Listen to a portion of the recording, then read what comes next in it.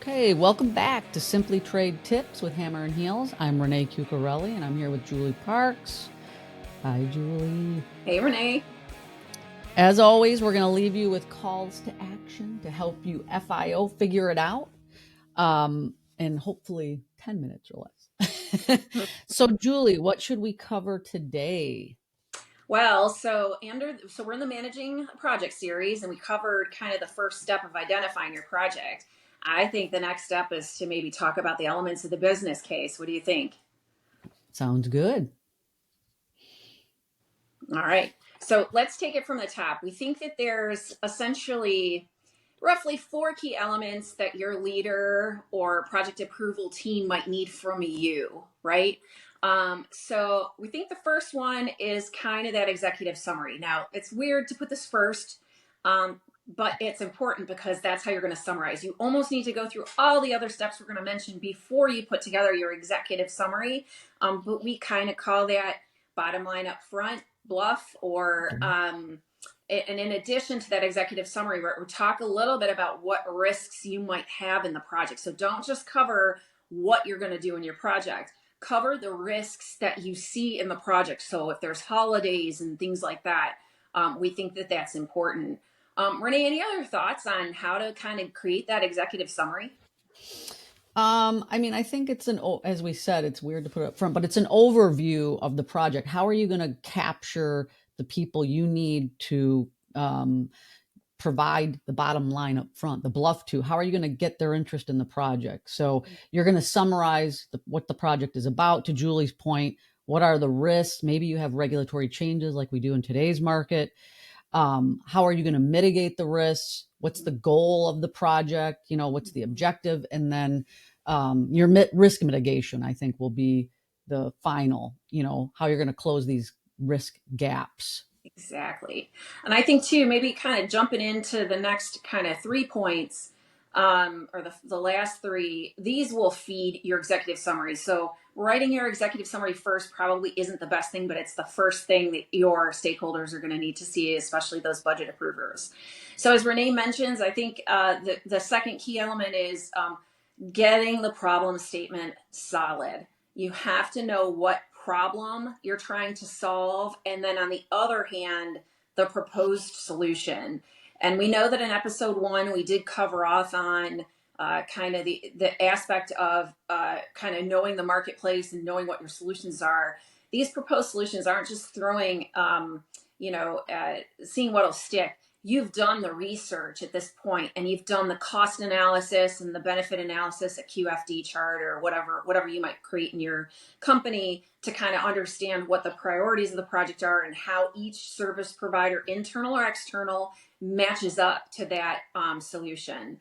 So I think in a large project, I kind of discussed a little bit more about how you have your solutions evaluated. But Renee, maybe give some thoughts to folks on how a small project you can identify your problem statement and your solution. Yeah, I think part of it is, what's our intention? What is the leader that you're working for? You want to make sure that you're solving the problem for your department in the case of a small project, and then make sure you're solving the leader's intention. What do you want to solve for them? And what do they care about, right? Maybe they care that the standard operating procedure for tariff classification, because we're going back to our first episode, is accurate and it's being double checked. And, so what is it, what risk mitigation are you trying to solve? And what does the leader want to make sure, gets cleared up? Excellent advice.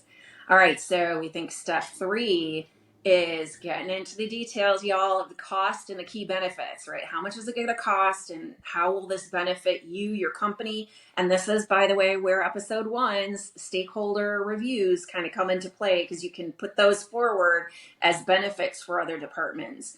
So in a large project, so if you're doing like a major systems redesign or something, you really do here need to have the cost associated with at least 3 general solutions, right? So it could be an internal solution and 2 external solutions, or 2 different internal solutions and 1 external solution, but really kind of using the rule of 3, because that kind of lends some credibility to, you just didn't pull the first best friend that you had from the street to kind of work through this.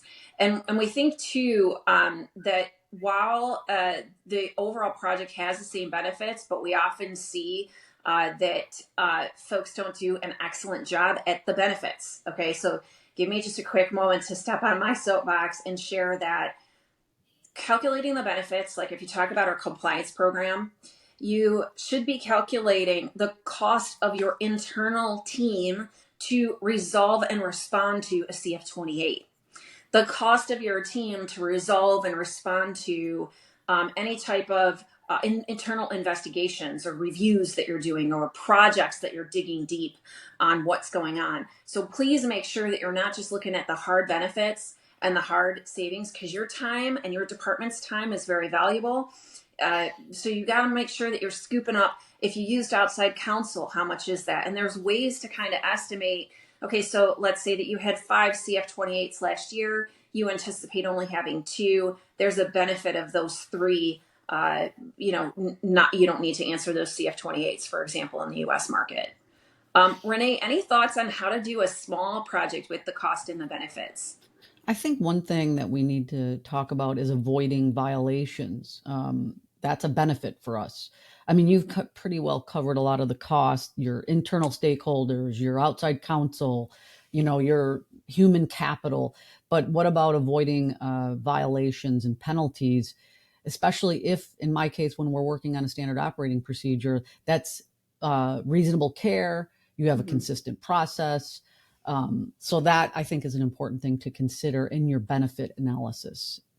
Yes, very important. And by the way, there's a way to monetize anything. Hang out in your finance department and they will tell you the time, the hour of your time spent, the hour of external counsel time on average. There's a way to work this in averages, but here, like we said in one of our previous episodes, do not let the perfect undermine the good. You're doing your best effort to determine what your avoidance costs are or your hard cost savings, whatever those are. But I do caution, like Renee does, to make sure that your avoidance of something is worth something to the company in monetary terms. And it's kind of interesting how you get at that. But like I suggest, hang out with your finance team. All right. So our last step here is to kind of create this high level project plan. So this generally entails a project schedule and resources. So on a large project, you might want to think about the resources that you need. Most may be outside of your department. You have to estimate those and chat with those stakeholders to kind of understand what their inputs might be. Actually ask them for their time. They're the ones that know best what they need to do. And Renee, maybe from a small project perspective, how should they think about the project plan? I think part of it is just setting a realistic time frame. Be realistic, because you don't want to. I mean, under deliver and over promise, like we said in one of our other episodes. And Mm-hmm. then when there are setbacks, and you will have setbacks in a project, small and large. Make sure you communicate those. So that's part of the project plan. You might even have a column that says, delays, because people expect that in projects. So as far as our elements of a business case, we're going to do the BLUF, bottom line up front. We're going to talk about the costs and benefits, to the project.